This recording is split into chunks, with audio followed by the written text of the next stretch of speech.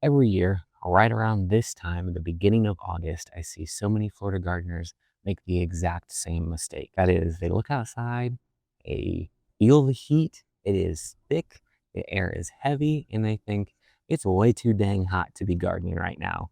They wait a few months, maybe towards the end of August, maybe even into September, into October, and then they decide to plant some seeds because the weather feels more appropriate. That is a huge mistake, though. By the time October rolls around, it's already too late to be starting some of these seeds that you probably want to grow. Things like tomatoes, eggplants, peppers.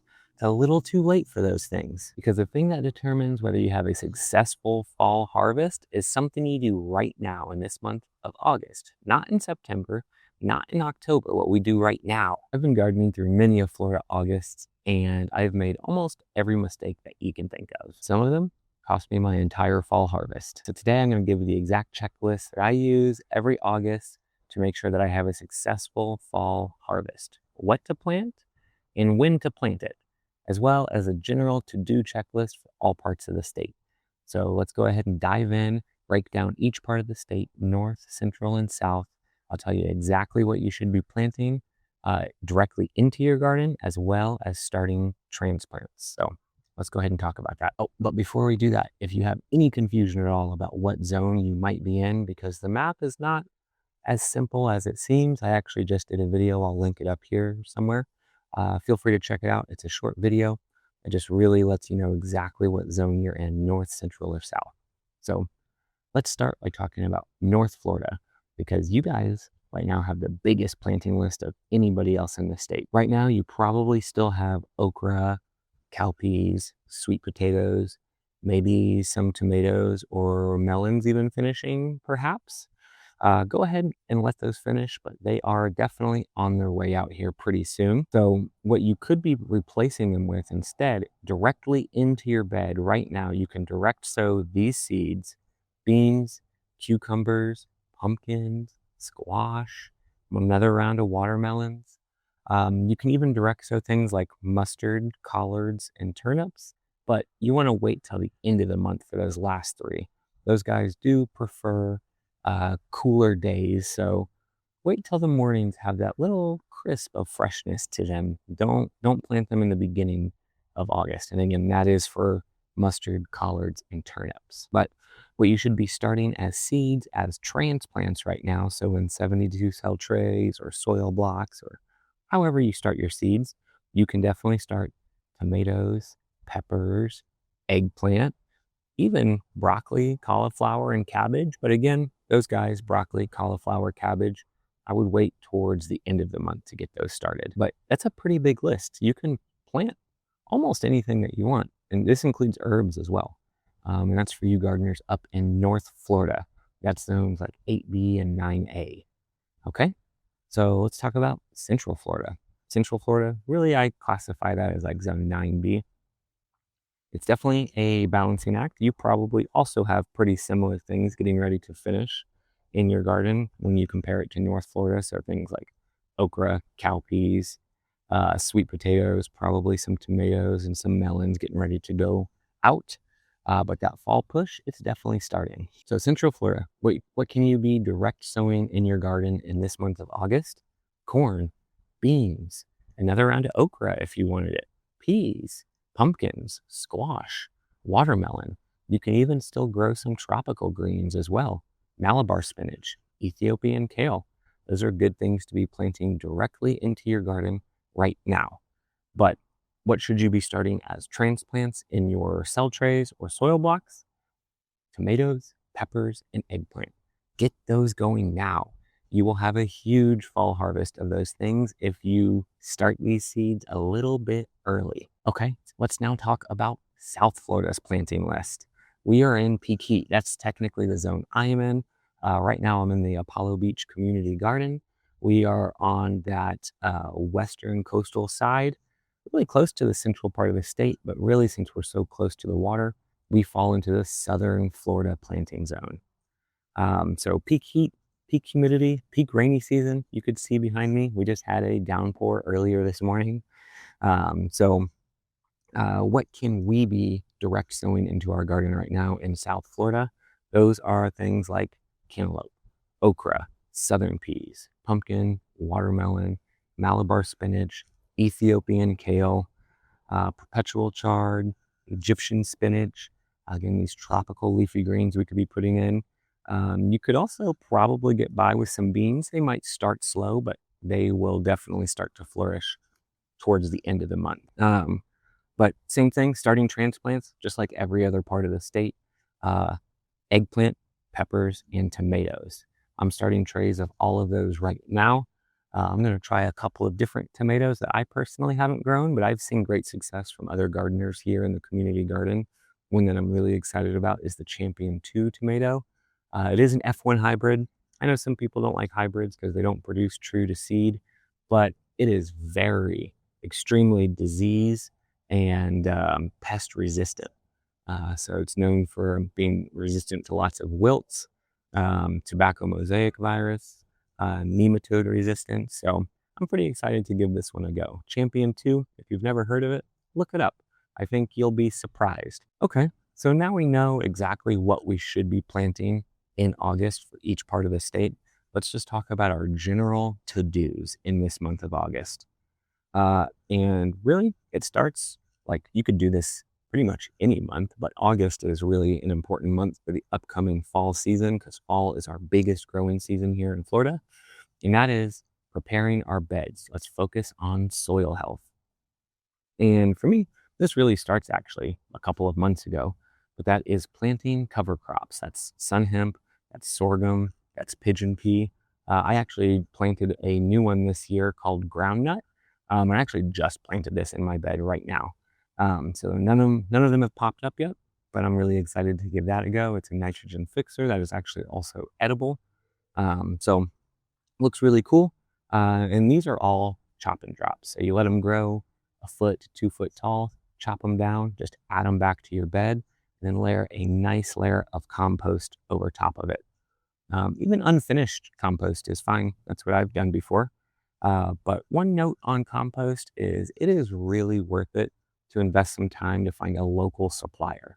Of course, you can get cheap bags of compost from Lowe's or Home Depot or whatever, and you can still grow in them. I mean, I've done that many a years, but I have noticed major differences when I've bought a high quality compost from a local supplier.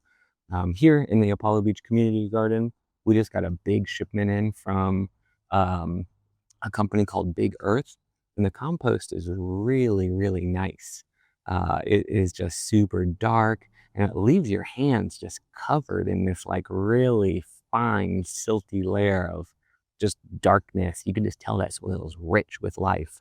So if you haven't ever purchased compost from a local supplier, highly, highly suggest taking a little bit of time and just Googling local compost near me and just give it a try. I think you'll notice a huge difference in quality of vegetables. Okay. Obviously, soil health is not just adding things back to it. It also means mulching. I'm a huge fan of mulching. I always mulch heavy, 2 to 4 inches of mulch across the top when you go to transplant your plants in. Mulch will be your best friend. Okay. So now that we've talked about soil health, obviously, if you have plants going, keep them going. Watch them closely though.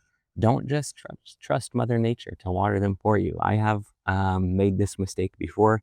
I'll turn off my auto watering system because it seems like we pretty much have daily rains, but our rain schedule is very lumpy. You know, 1 week it's going to rain every single day. Then we might go a whole week with no rain at all.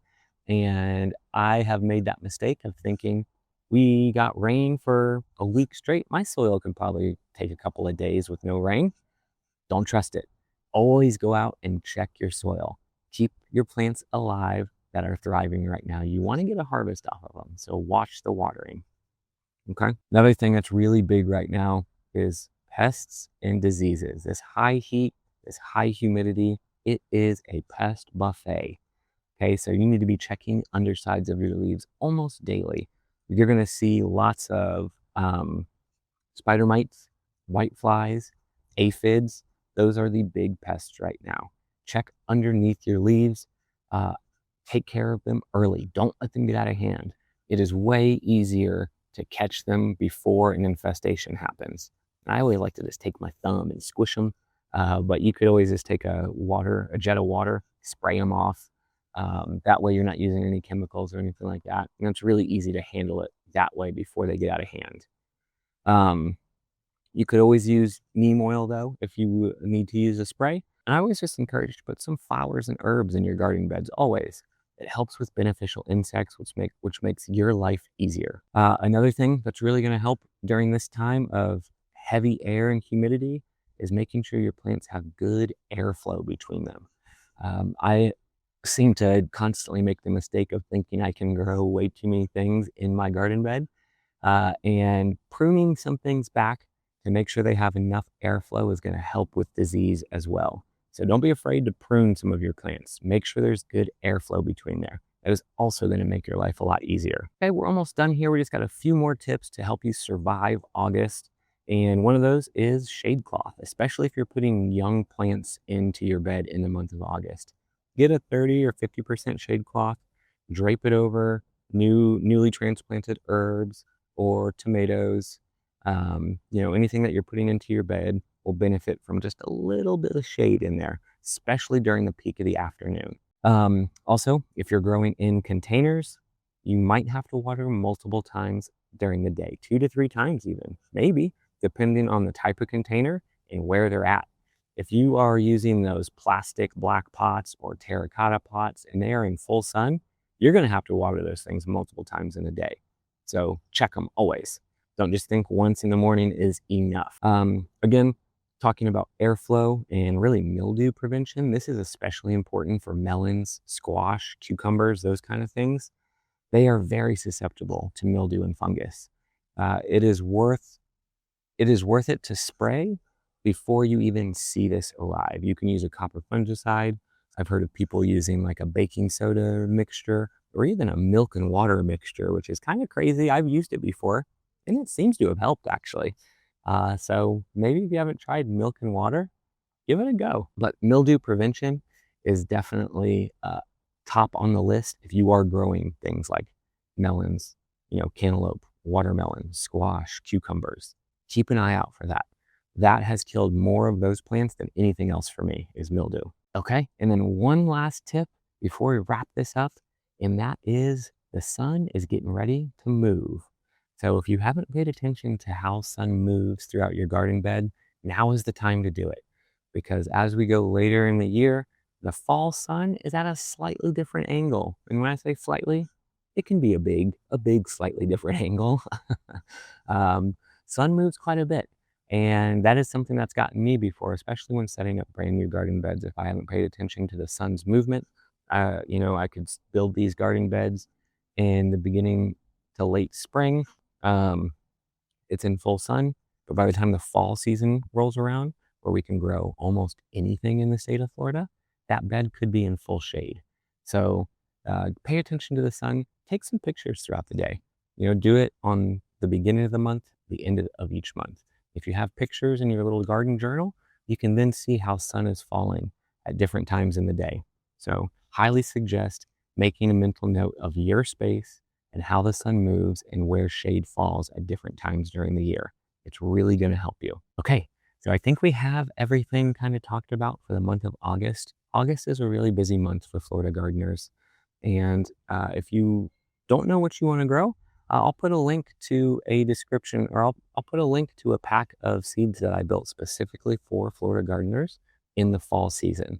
It's got 16 different varieties. They're all proven to grow well here in Florida. And like I said, I'll put a link to it. And you can plant almost any of those throughout the months of August, heading into the beginning of the year. So you can have a nice, healthy garden. And again, if you are unsure about your zone, I'll also put a link to the video down below that I did that breaks down the state of Florida in a very detailed section so you can know exactly what zone you're in, north, central, or south. So yeah, I really hope this video helps you grow more veggies coming into the fall season, and I hope you have a good day.